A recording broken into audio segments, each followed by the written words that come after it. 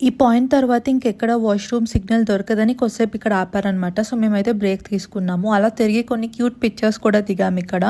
మొత్తానికి విలేజ్‌కొచ్చేసాం. ఈ ఊరి పేరు రూయే ఫిక్స్‌డ్ అనుకుంటా. కరెక్ట్‌గా పలుకుతున్నానో లేదో కూడా తెలీదు. ఇది ఈ ఊరు మ్యాప్ ఏమో.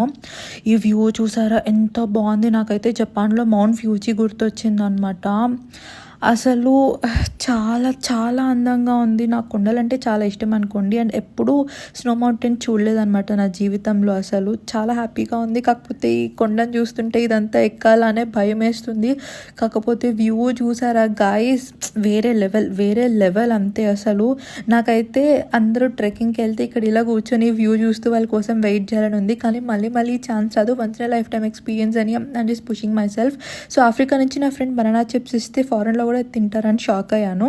ఇంకా హోటల్లో తెచ్చుకున్న ఫుడ్ ప్యాక్ చేసి ఇక్కడ తింటున్నాము. నేను ఇప్పటికీ నమ్మలేకున్నాను. నేను ఇక్కడ ఇంత ఎత్తులో కూర్చొని ఇక్కడ క్రోజాన్ తింటానని లైఫ్లో అసలు ఎప్పుడూ ఎక్స్పెక్ట్ చేయలేదన్నమాట. నాకు చాలా కొత్తగా ఉంది. వనభోజనాలకు కూర్చున్నట్టు చూసారా అందరూ. ప్రశాంత్కి హాయ్ చెప్పండి.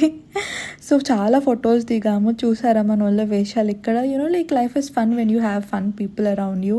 మొత్తానికి ట్రెక్కింగ్ స్టార్ట్ అవుతుంది. నాకైతే చాలా భయం వేస్తుంది. ఓకే, నెక్స్ట్ పార్ట్ కోసం ఫాలో చేయండి.